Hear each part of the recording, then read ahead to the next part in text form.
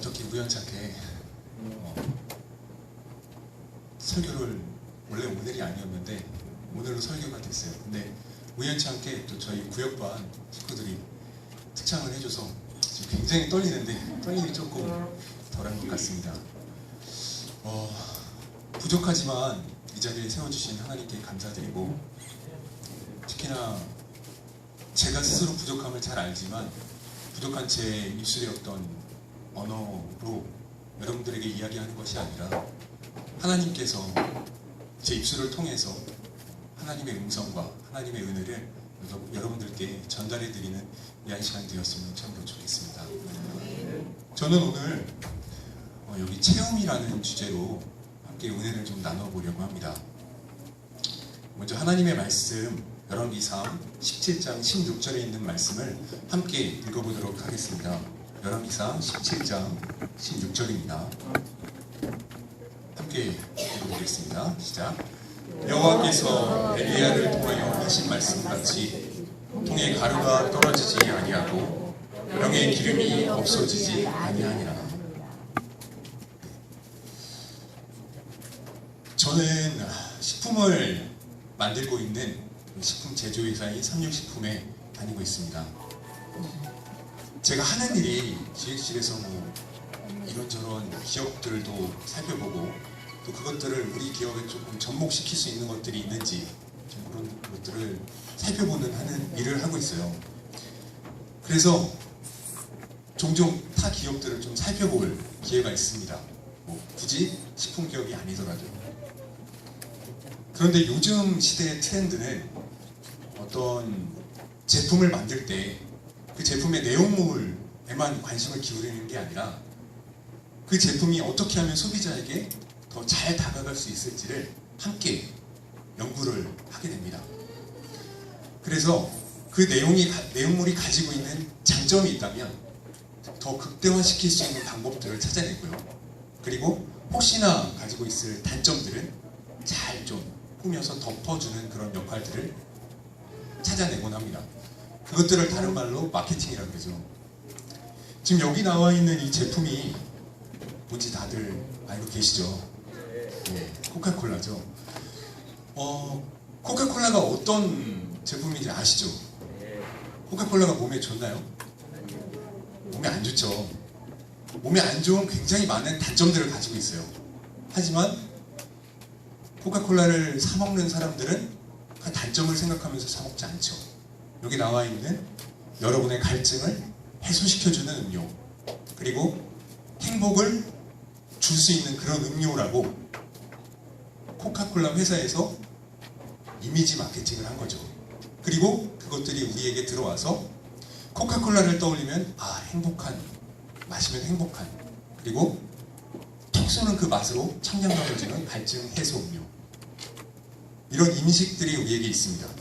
이게 사실이든 아니든 어쨌든 한 가지 장면을 조금 떠올려 보도록 하겠습니다.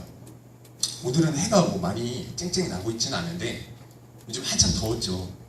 정말 더운 한 날 우리가 밖에서 땀을 흘리면서 열심히 일을 하고 들어왔는데 이제 그 열기를 좀 식히기 위해서 무언가를 찾기 시작합니다. 냉장고 문을 딱 열었는데 아주 시원해 보이는 코카콜라가 들어있어요. 여러분들은 드시겠습니까? 안 드세요? 저 같으면 갈증이 막 심하고 좀 더운 상황에서는 저도 이렇게 콜라를 좋아하는 편은 아니지만 한 잔 마실 것 같기도 합니다. 정말 더워서 딱 마시려고 집었는데 이게 시원한 음료가 아니라 퍽퍽한 케이크라고 한번 생각해보세요. 여러분들 기분이 어떠시겠어요? 좋지 않겠죠? 심하게는 좀 짜증이 날 수도 있을 것 같습니다. 제가 왜 이 콜라를 보면서 집었을까요? 시원한 음료를 마시고 싶어서. 겉모습은 분명히 코카콜라예요.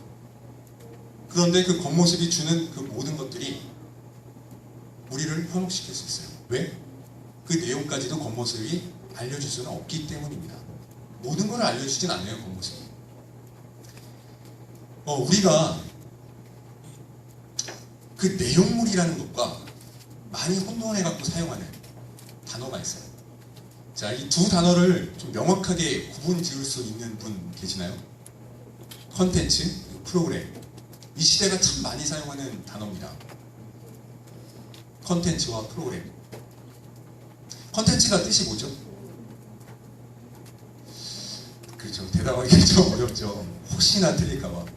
제가 사전적 의미를 한번 찾아봤습니다. 컨텐츠는 내용물이라는 뜻이에요. 내용물. 그 안에 들어있는 내용물. 그럼 프로그램은 그 뜻이 뭘까요? 프로그램 뜻을 정확하게 알고 계시네요. 사실은 사람들이 많이 조금 병행해서 사용을 하기 때문에 내용을 잘 몰라요. 근데 이 프로그램은 업무 수행이나 전개를 위한 계획이에요. 뜻이. 계획. 자, 그러면 바꿔서 얘기하면 컨텐츠라는 단어의 뜻, 내용물은 실제 우리가 필요한 알맹이입니다. 알맹이. 그리고 프로그램이라는 뜻의 실제 어떤 의미는 그 알맹이를 얻기 위한 과정, 계획, 그리고 그것을 담기 위한 그릇, 포장이라는 뜻이에요. 자, 우리에게 이 두 가지 중에 정말 필요한 게 뭐죠? 자, 정말 필요한 게 뭘까요? 알맹이죠. 그 겉이 아무리 화려해도 정말 멋있어도 우리에게 필요한 것은 내용물입니다. 그렇죠? 제가 한 번은 어떤 분께 선물을 받은 적이 있습니다. 명절쯤 돼서 선물을 주셨는데 봉투를 선물을 해주시더라고요. 정말 아름다운 봉투였습니다. 정말 멋졌어요. 지금 나와 있는 이 봉투도 아름답지만 이거보다 더 멋졌어요. 그 봉투를 선물해 주시면서 이렇게 말씀하시더라고요. 이 봉투에 돈을 담아서 누군가에게 선물해 준다면 참 좋을 것 같습니다. 맞는 말이긴 한데 그 봉투를 선물 받는 제가 기분이 좀 묘하더라고요. 봉투 속에는 아무것도 담겨 있지 않은데 거기에 제가 뭔가를 채워서 다시 누군가에게 선물을 해줘야 돼요. 여러분들은 어떠시겠어요? 봉투와 돈이 있어요. 봉투에는 무언가를 담아서 누군가에게 줘야 되고, 돈은 뭐 이렇게 다른 포장이 없지만 우리가 사용할 수 있습니다. 여러분들은 어떤 거를 갖고 싶으세요? 그렇죠. 100%예요. 이거는 이견이 있을 수가 없습니다. 돈을 갖겠다라고 대답하는 분들이 거의 대부분일 거예요. 그렇죠. 왜 그럴까요? 너무 당연한 것을 질문해서 대답하기가 오히려 어려울 수도 있을 것 같아요. 우리는 왜 봉투와 돈 중에 돈을 선택했죠? 가치 있는 것이 내용물이기 때문에. 그렇죠. 가치는 내용물에게 있는 것이에요. 그 포장에 있는 것이 아니라는 뜻이죠. 아시는 분도 계시고 모르시는 분도 계실 텐데 어디죠? 어디 교회? 네, 우리 지금 성목교회를 신축하고 있는 건축 현장입니다. 많이들 가보시나요? 네, 저는 자주 가지는 못하지만 가끔씩 들릴 때마다 참 마음이 뿌듯해져 오는 것을 느낍니다. 이 현장을 혹시 가보시지 못한 분들이 계실까봐 사진들을 모아서 제가 한번 쭉 보여드리려고 합니다. 먼저 이 사진은 그 건축이 본격적으로 시작되기 전에 그 건축 현장을 어떤 위험성으로부터 이렇게 분리시키기 위해서 펜스를 치고 안전망을 쳐놓은 그런 모습입니다. 그리고 이것은 건축에 필요한 자재들을 잘 이렇게 적재해 놓은 모습이고요. 네, 그리고 공사의 어떤 건물이 올라가려면 땅이 평평해야 되겠죠. 흙을 깔고 평평하지 못한 땅들을 평탄화 작업하고 있는 모습입니다. 평탄화 작업이 끝나면 이제 실질적인 어떤 자재를 넣어야 되기 때문에 자갈을 그 위에 까는 모습들을 볼 수 있고요. 그 다음에 드디어 철근을 이렇게 싣고, 아까 목사님 말씀하셨듯이 철근이 정말 빼곡하게 촘촘하게 박혀있죠. 철근을 넣고 이 사이에 이제 콘크리트를 부어서 이렇게 말리게 됩니다. 네. 그리고 최근의 모습인데 이제 기둥들을 싣기 시작했어요. 이제 건물이 높이 올라가려면 기둥을 받고 그 위를 이제 힘을 받게 해서 올려야 되겠죠. 자, 이런 모습들로 우리 교회가 차곡차곡 계획에 따라서 건축을 진행하고 있습니다. 제가 알기로는 우리가 완공이 11월로 알고 있는데 맞나요? 네. 이런 계획에 따라서 우리는 11월이 되면 이 다 지어진 우리 교회에 들어가서 하나님께 새로운 우리 예배당에서 예배를 드리게 될 것 같습니다. 우리의 어떤 건축의 시작과 지금 현재의 과정과 우리 마지막까지 우리 주변 교회의 어떤 성도님들의 많은 기도와 또한 우리 교회의 성도님들의 기도가 함께하고 있다고 생각을 합니다. 이렇게 지어진 우리 아름다운 새로운 성전, 그 성전에 제가 알기로는 어떠한 일들을 하면 좋을까 우리 교회에서 참 많은 고민들을 하고 있는 것으로 알고 있습니다. 그런데 그곳에서 무언가를 할지를 고민하는 것 외에 그 성전을 무엇으로 채울지 한번 고민해 보신 적 있습니까? 이 질문이 조금 어려울 수도 있어요. 자, 그 성전을 무엇으로 채워야 될까요? 영혼들로. 정답일 수 있습니다. 영혼들로 채워야 되겠죠. 한번 생각해 볼 필요가 있는 질문이라고 생각이 듭니다. 한 예를 한번 들어볼게요.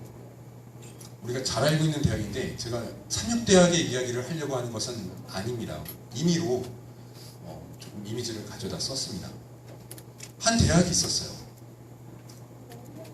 근데 불행히도 이 대학이 어떤 경영 상태가 썩 좋지 못했습니다. 그리고 대학들을 대상으로 매년 평가를 하는 전국 대학 종합평가에서 몇 년째 지금 굉장히 하위 그룹을 형성하고 있는 대학이었어요. 그런 상태라면 그 대학의 지도자들이 고민이 되겠죠.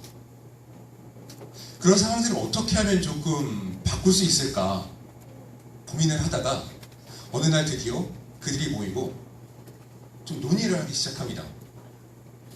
어떻게 하면 우리 대학이 조금 위상이 올라갈 수 있을까? 그러다 그들이 결론적으로 세 가지의 어떤 방법을 찾아내요.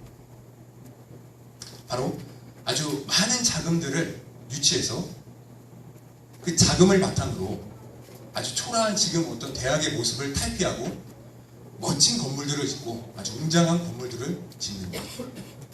그리고 새롭게 지어진 그 건물에 들어갈 수 있는 아주 경쟁력 있는 인기 있는 그런 학과들을 개설하는 것. 제가 대학을 졸업한 지가 오래돼갖고 요즘 어떤 학과가 인기가 있는지는 잘 모르겠어요.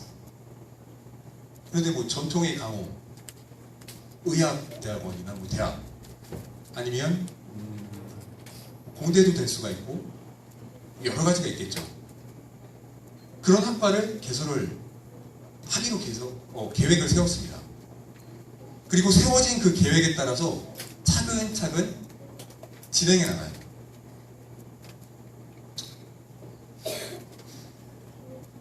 그 초라했던 학교의 모습이 이 계획을 진행해 나가면서 아주 깔끔하고 멋지게 바뀌었습니다. 이 그림에서와 마찬가지로.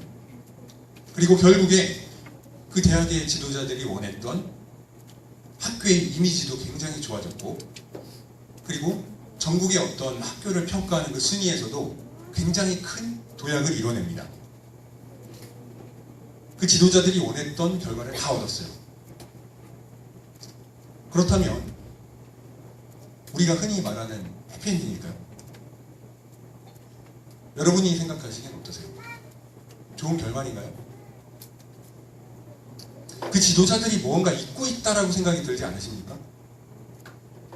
무언가가 빠졌어요. 중요한 게. 그게 뭘까요?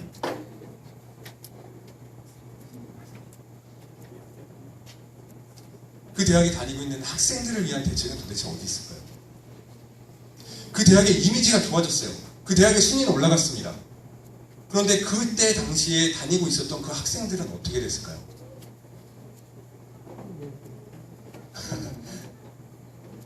그 대학은 정작 중요한 알맹이인 학생들에 대해서 등한시했습니다.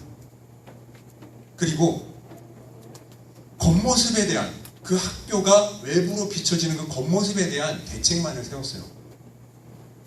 제가 아까 질문드렸던 컨텐츠, 알맹이, 이 대학의 알맹이는 뭐죠? 학생이요, 학생. 이 대학의 콘텐츠는 학생입니다. 그런데 이 알맹이를 등한시하고 프로그램, 겉을 싸고 있는 그릇, 겉모습에만 치중한 결과는 무엇이냐면 그 개설했던 경쟁력 있는 학과의 유행이 끝난다면 다시 한번 그 학과를 없애고 시대에 맞게 다시 학과를 개설해야 되는 결과밖에 불러오지 못하리라 생각합니다. 그 과정에서 다니고 있는 학생들은 계속해서 어떤 혜택을 받지 못하고 도태되겠죠.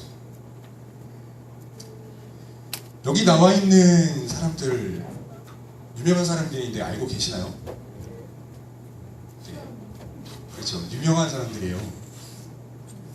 이 사람들에 대한 기사를 좀 찾아봤는데 바로 지난달에 나와 있었던 기사입니다. 현 정혜영 부부 6억 기부, 그리고 국내 첫 어린이 재활 병원 개원. 대단하죠. 네. 기부 총액이 40억 이상인 기부천사, 그리고 봉사의 아이콘. 이들은 이런 선행들을 계속해서 되풀이하면서 어느새 이 시대를 대표하는 봉사의 아이콘이 되었습니다. 참 아름다운 이야기예요. 자, 봉사를 하고 있는 이들의 얼굴을 보시면, 이들의 표정을 보면 어떠한 느낌이 들어요? 어떤 감정이 느껴지시나요? 네, 포근함, 행복감, 그리고 사랑이 정말 있는 것 같아요. 이 사람들 뿐만이 아니라 그런 어떤 사람들을, 사회적인 어떤 모습들을 보면서 마음이 따뜻해지는 한편 좀 불편해지기도 합니다. 왜냐하면 그런 사람들과 비교해서 우리 기독교를 바라보는 시선들이 느껴지기 때문입니다. 그냥 비교만 하면 상관이 없는데 그 비교의 결과가 정말 참담해요. 비교의 결과가 무엇이냐면 바로 기독교에 대한 혐오, 기독교를 향한 아주 비수 같은 차가운 시선. 사랑의 결정체인 기독교가 왜 이런 상태가 되었을까요? 그 이유가 뭘까요? 기독교가 무언가를 잃고 있기 때문이라고 생각이 듭니다.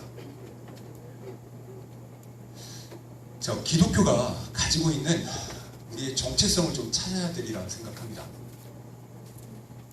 정체성을 좀 파악하기 위해서 제일 좋은 방법은 뭐냐면 1차적으로 그 이름을 바라보는 거예요. 이름에는 많은 것들이 나와 있습니다. 내포하고 있어요. 자, 우리가 모여있는 이 교회의 이름이 뭐죠? 네, 교단 말고 우리 교회, 성목교회죠. 우리는 선거 지역에 있는 교회, 선곡교회입니다. 자, 교회의 근본을 찾아보기 위해서 제가 우리 교단의 기본교리의 교회론을 한번 살펴봤어요. 거기 뭐라고 나오냐면 교회는 하나님께 예배드리는 곳이라고 있더라고요. 그렇죠. 그리고 교회는 그리스도의 교제를 나누는 곳이라고 나와 있습니다. 이것도 맞는 얘기죠. 자, 그리고 교회는 하나님의 복음을 세상에 전파하기 위한 도구라고 나와 있습니다. 다른 내용도 많이 있겠지만 이 세 가지가 좀 대표적인 것 같아요. 그리고 이 표현들 속에 빠지지 않는 한 가지가 있어요. 빠지지 않는 한 가지, 공통적인 한 가지가 들어있습니다. 그게 뭘까요? 바로 하나님이라는 것입니다. 교회는 예배를 드리긴 드리죠. 우리가 교회에 모여갖고 예배를 드리지 다른 걸 하진 않아요. 그런데 그 예배의 대상이 누구냐는 거예요. 우리가 이 예배 안식일날 모여갖고 드리고 있는 지금 이 예배의 대상이 누굽니까? 우리가 말로 하나님께 드리고 있다는 예배 속에 정말 우리의 마음이 하나님께 향해 있는 온전한, 우리의 모든 것을 다 바쳐갖고 드리고 있는 그런 예배가 좀 살펴봐야 하는 문제라고 생각합니다. 두 번째, 그리고 그리스도의 교제. 사람은 모이면 서로 사귐이 있어요. 교회가 아니어도 그건 마찬가지라고 생각을 합니다. 그런데 일반적인 사람들이 하고 있는 그 교제를 동일하게 이 교회에서 한다면 그것이 그리스도의 교제가 될 수 있을까요? 교회에서 한다고 그리스도의 교제가 아니죠. 과연 그리스도의 교제가 뭘까요? 우리가 공통적으로 품고 있는 하나님께 받은 사랑, 그리고 하나님께 드리는 사랑, 또는 우리가 그리스도인으로서 세상에서 겪게 되는 그런 안타까움들, 그런 것들을 서로 나누면서 어쩔 때는 함께 격려를 해주고 어쩔 때는 함께 위로를 해줄 수 있는 그런 우리만의 동질감 있는 그런 교제가 그리스도의 교제가 아닐까요? 그리고 우리만 이 교회 안에서 잘 살고 있는 그런 것이 아니라 그런 어떤 우리가 가지고 있는 하나님의 복음을 밖으로 전할 수 있는 것, 그런 것들이 우리의 정체성이 되어야 한다고 생각을 합니다.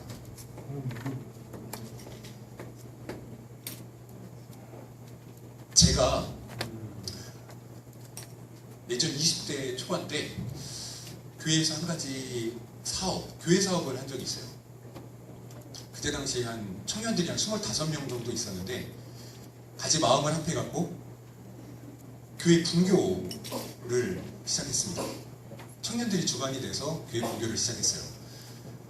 사업이 잘 됐습니다. 한 3년 반 정도 했었는데 매 안식일 한 50명의 어린이들이 안식일 오후에 우리 교회를 찾았고 그 아이들이 나중에는 침례를 받고 이렇게 실제 교회에 편입이 된 경우도 상당히 많이 있었습니다.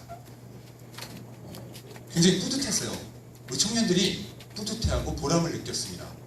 그런데 한 3년여의 시간이 흐르면서 그 뿌듯한 감정이 계속 지속된 것이 아니라 어느 순간 그 사업이 우리에게 부담으로 다가왔습니다. 부담이 되자 한 명, 두 명 소리 없이 그 사업에서 빠지는 청년들이 생겼어요. 왜 그랬을까요, 우리가?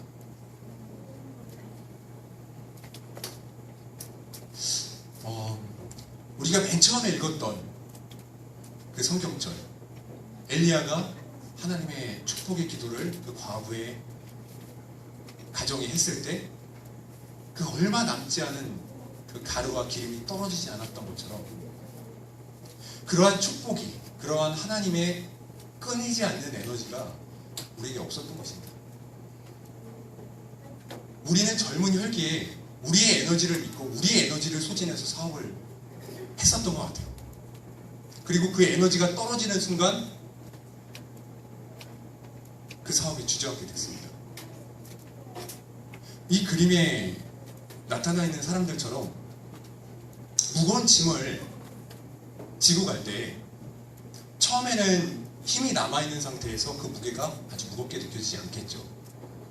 하지만 1시간이 지나고 2시간이 지나고 우리가 가지고 있는 에너지가 점차 소진되어 감에 따라서 그 짐들은 우리를 무겁게 짓누를 것이고 우리의 에너지가 다 소진되는 시점에서는 그 무게에 눌려서 우리가 주저앉고 말 것입니다.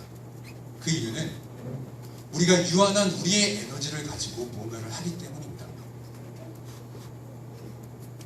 끊이지 않는 하나님의 에너지를 사용해서 일을 할 때에만 우리가 주저하지 않고 끊임없이 나아갈 수 있으리라 생각합니다.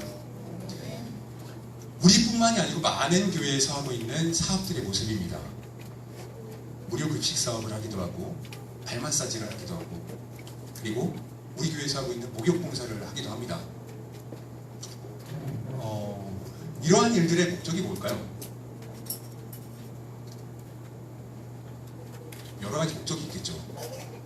교인 수를 이런 사업들을 통해서 증가시킬 수도 있겠고 그리고 어떤 하나님의 사업을 해야 하는 어떤 사명감으로 이런 일들을 할 수도 있습니다. 그리고 하나님께서 명하신 봉사의 삶을 우리가 살아야 한다는 당위성으로 이 사업들을 할 수도 있어요.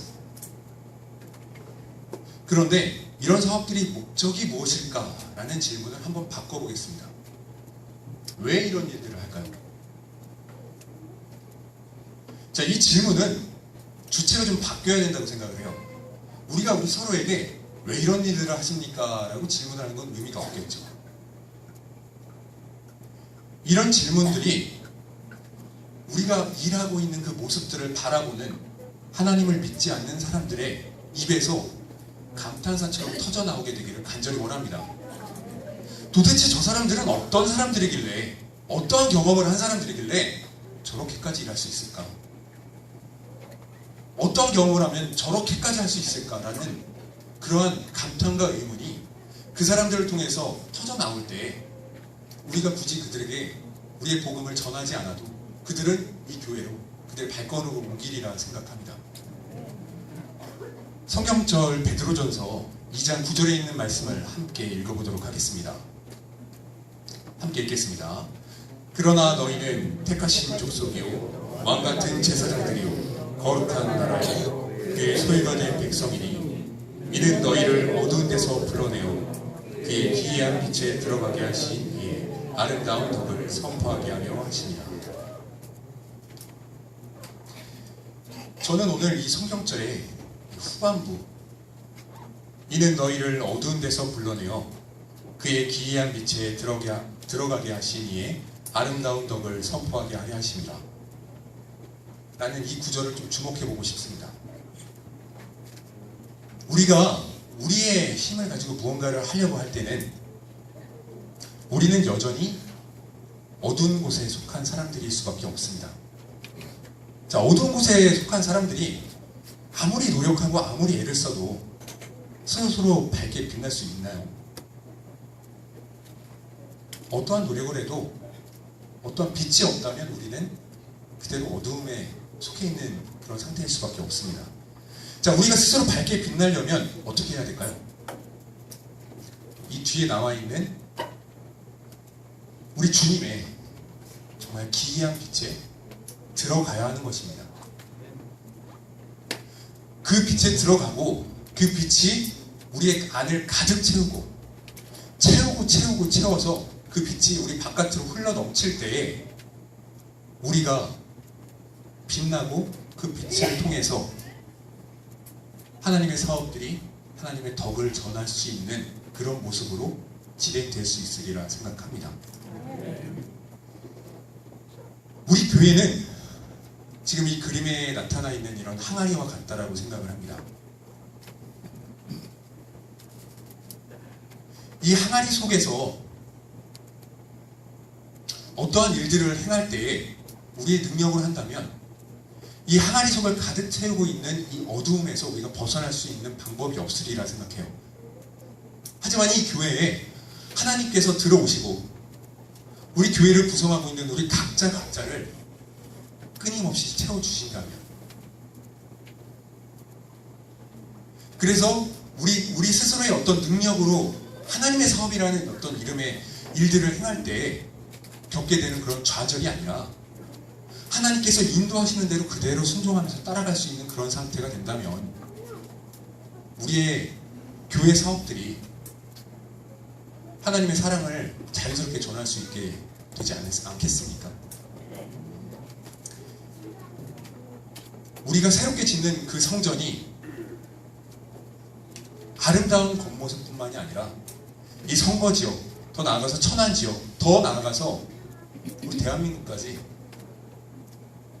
끊이지 않는 하나님의 에너지로 우리가 가득 채워지고 그 에너지를 주체할 수 없어서 뛰쳐나가서 하나님의 사업을 하고 그 사업을 통해 하나님의 사랑을 전할 수 있는 그런 교회가 되기를 간절히 원합니다.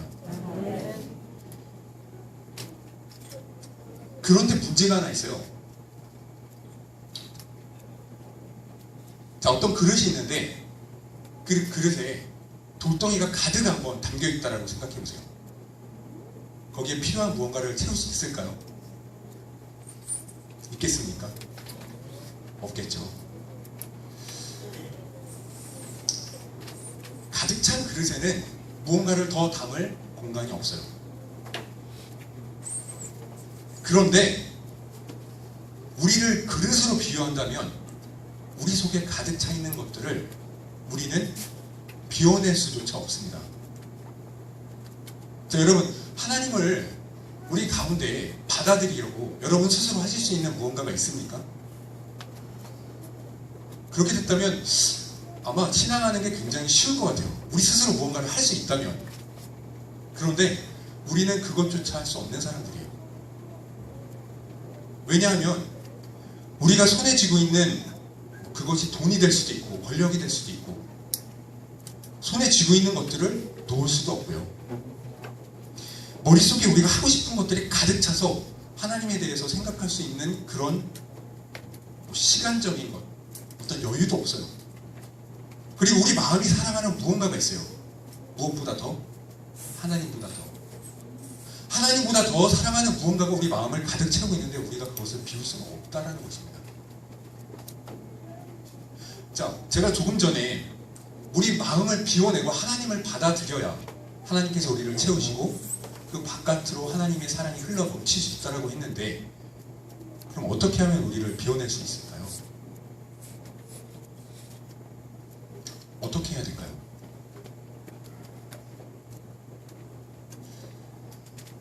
애굽의 왕자였던 모세는 정말 뛰어난 인물이었어요.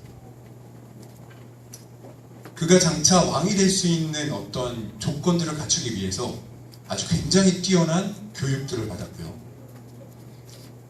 그가 가지고 있는 지위 또한 굉장히 높았습니다. 훈련의 결과일지 모르지만 그는 언변이 굉장히 뛰어난 사람이었어요. 그 외모도 아주 뛰어나고 아름다웠습니다. 그런데 그런 모세가 하나님 눈앞에 섰을 때 그 모세는 하나님께서 사용하시기에 부족한 사람이었어요. 왜 그랬죠? 그 모세는 자신의 능력을 의지했습니다. 자신의 능력을 의지하자 그토록 뛰어났던 모세도 하나님께서 채워주실 수 있는 그 능력이 없는 사람으로 변하게 되었습니다. 모세가 자신의 능력을 의지한 결과는 무엇이었냐면 광야로 도망가서 40년 동안 좌절하고 살아가는 것이었습니다. 그런데 역설적이게도 모세가 광야로 도망가서 낙담하고 절망 가운데 그 스스로를 내려놨을 때 그때서야 비로소 하나님께서 모세를 채우실 수 있었다는 것입니다. 지금 교회를 건축하고 그 교회에서 하나님의 많은 사업들을 이루고 그 사업들을 통해서 그 복음을 전하고 하나님의 빛을 드러내려고 하는 우리 성업교회의 모든 교우님들의 마음속을 우리 하나님께서 비우시고 또한 채워주시기를 간절히 원합니다. 우리는 할 수 없지만 모세를 비우시고 채우셨던 하나님께서 우리 가운데 역사하시고 우리를 채우시게 되기를 다시 한번 진심으로 원합니다. 그렇게 될 때에 우리 기독교가 잃어버렸던, 우리가 혹시 잊고 있지는 않은 그런 교회의 본질을 회복할 수 있게 될 것이고, 그 우리 교회의 본질이 회복될 때에 아까 말씀드렸던 우리의 예배가 온전히 하나님께 우리의 전부를 바칠 수 있는 진정한 예배로 바뀔 수 있으리라 생각합니다. 또한 우리가 서로 간에 나눌 수 있는 교제가 비로소 하나님의 주제, 하나님을 마음에 품은 사람들로서 함께 나누는 교제로 바뀌게 되리라 생각합니다.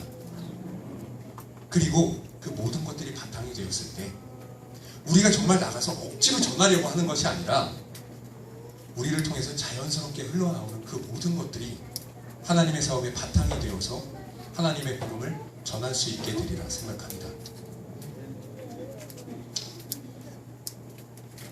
혹시 이 영화 무슨 영화인지 알고 계시나요?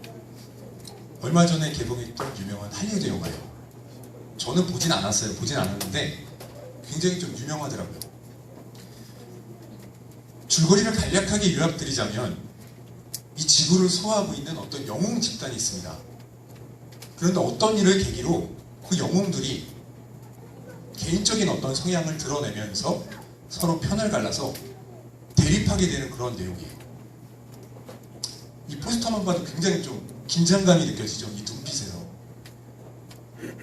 그런데 이러한 모습이 교회를 짓고 나서 우리 성업교회의 모습이 될 수가 있다는 것입니다. 끔찍한 일이죠. 그런데 사실로 일어날 수가 있습니다. 지금까지 재건축을 해왔던 많은 교회들에서 건축이 다 마친 이후에 건축하는 과정에서는 연합하는데 건축을 다 이뤄낸 이후에 대립하고 분열하는 모습들이 나타나곤 했습니다. 그들 또한 교회를 건축하면서 많은 것들을 고민해요. 어떻게 하면 성전을 채우고 어떠한 프로그램을 가지고 이 성전을 사용할 것인가? 어떻게 하면 하나님의 사업을 할 수 있을까? 그런데 그들이 우리와 이 교회의 본질이 하나님께로의 회복을 먼저 경험하지 못한다면 그들은 분열과 갈등을 막을 수가 없게 되는 것입니다. 우리 또한 마찬가지입니다. 우리가 하나님께로의 회복을 지금 이 순간, 교회가 지어지고 있는 이 순간 고민하고 함께 기도하면서 하나님께로의 회복을 경험하지 못한다면 우리 또한 분열과 갈등을 겪을 수도 있다라는 것입니다.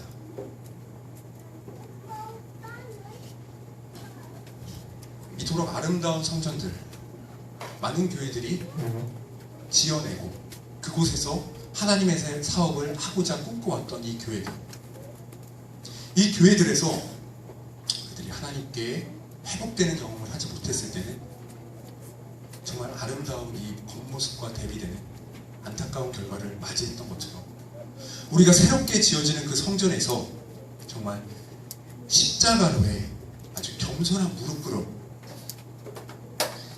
그리고 그리스도께 순종하는 그런 마음, 그리하여 하나님께 회복되는 그런 경험을 정말 우리 모두가 한 명도 빠짐없이 모두가 경험해서 앞선에 많은 교회들이 겪었던 그런 분열과 갈등, 그런 것들을 우리는 결코 겪지 않게 되기를 간절히 원합니다. 마치면서 저는 우리 교회가 하나님이라는 그 본질적인 컨텐츠를 담고 있는 보물 상자라고 생각을 합니다. 그런데 그 상자의 겉모습에 너무 치중을 한 나머지 그 컨텐츠인 하나님께서 우리를 어떻게 채우시고 우리를 어떻게 사용하실지를 잃어버려서는 안 된다라고 생각합니다. 정작 중요한 것을 함께 생각하고 그것을 위해서 노력하는 우리 성목교회의 모든 교우님들이 되셨으면 좋겠습니다. 가치 있는 보물은 아름답고 우리의 최선을 다한 그릇에 담는 것이 마땅합니다. 하지만 그 마땅한 아름다운 그릇에 함께 담기고 함께 역사하실 하나님께 대하여 우리가 먼저 마음을 열고 하나님께서 채우실 수 있는 그러한 역사를 해 나가시는 우리 모두가 되었으면 좋겠습니다. 그래서 새롭게 지어지는 성전에서는 하나님께서 우리 안에 역사하시고 우리의 어떠한 유한한 에너지와 우리의 능력이 아니라 하나님의 능력과 하나님의 채우심을 바탕으로 하나님의 사랑을 바탕으로 한 교회 사업들이 이루어져서 이 선거 지역에 정말 하나님의 영광과 덕을 나타내는 그러한 우리 성목교회가 되기를 간절히 원하면서 오늘의 말씀을 마치도록 하겠습니다.